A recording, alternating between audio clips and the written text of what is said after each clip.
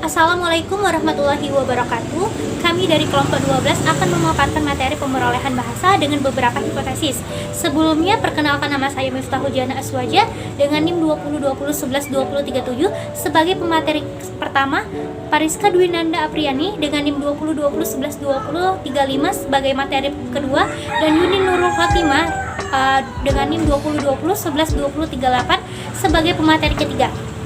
Baik, tanpa babi bu lagi, saya akan memaparkan materi pertama. Pemerolehan bahasa merupakan proses pemerolehan bahasa pertama yang dialami oleh anak, terjadi tanpa sengaja, secara alamiah, spontan, tidak dibuat-buat, yang dapat terjadi di lingkungan sekitarnya.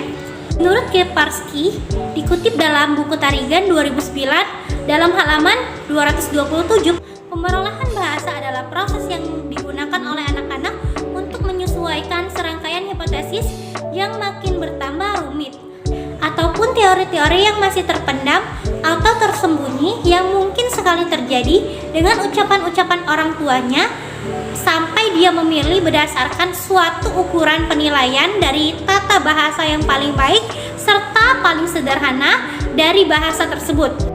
Baiklah, di sini saya akan menjelaskan mengenai hipotesis nurani.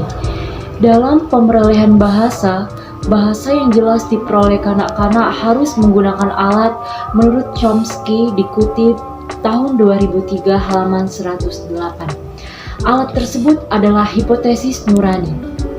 Hipotesis nurani lahir dari beberapa pengamatan yang dilakukan para pakar terhadap pemerolehan bahasa kanak-kanak. Hasil pengamatan itu antara lain: A. Semua kanak-kanak yang normal akan memperoleh bahasa ibunya asal saja diperkenalkan pada bahasa ibunya itu. B. Pemerolehan tidak ada hubungannya dengan kecerdasan anak-anak. C.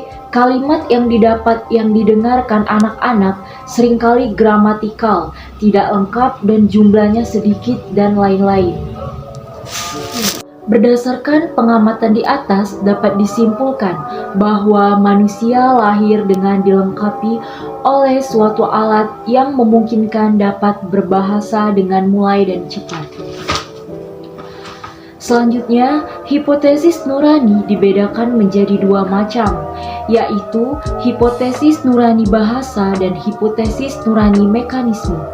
Menurut Simanjuntak, dikutip Chair 2003 halaman 169, hipotesis bahasa ialah satu asumsi yang menyatakan bahwa sebagian atau semua bagian dari bahasa tidaklah dipelajari atau diperoleh, tetapi ditentukan oleh fitur-fitur nurani yang khusus dari organisme manusia. Sedangkan hipotesis nurani mekanisme menyatakan bahwa proses pemerolehan bahasa oleh manusia ditentukan oleh perkembangan kognitif umum dan mekanisme nurani umum yang berinteraksi dengan pengalaman. Itulah penjelasan mengenai hipotesis nurani. Tabula rasa secara harfiah berarti kertas kosong. Dalam arti ini apa saja? Lalu hipotesis tabula rasa ini mengatakan bahwa otak bayi pada waktu dilahirkan sama seperti kertas kosong yang nanti akan ditulis atau diisi dengan pengalaman-pengalaman yang baru dan aman.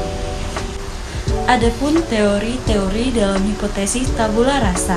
Yang pertama, teori tabula rasa ini di mana anak dilahirkan seperti kertas putih bersih yang akan ditulis oleh pengalaman-pengalaman. Yang kedua, ada teori tabula rasa ini dikemukakan oleh John Locke. Ini berpendapat bahwa manusia seperti kertas putih yang masih kosong. Kertas tersebut akan diperoleh melalui ide-ide, melalui pengalaman-pengalaman duniawi. Yang ketiga, pengalaman-pengalaman diperoleh melalui panca indera seiring dengan berkembangnya pengetahuan anak tersebut.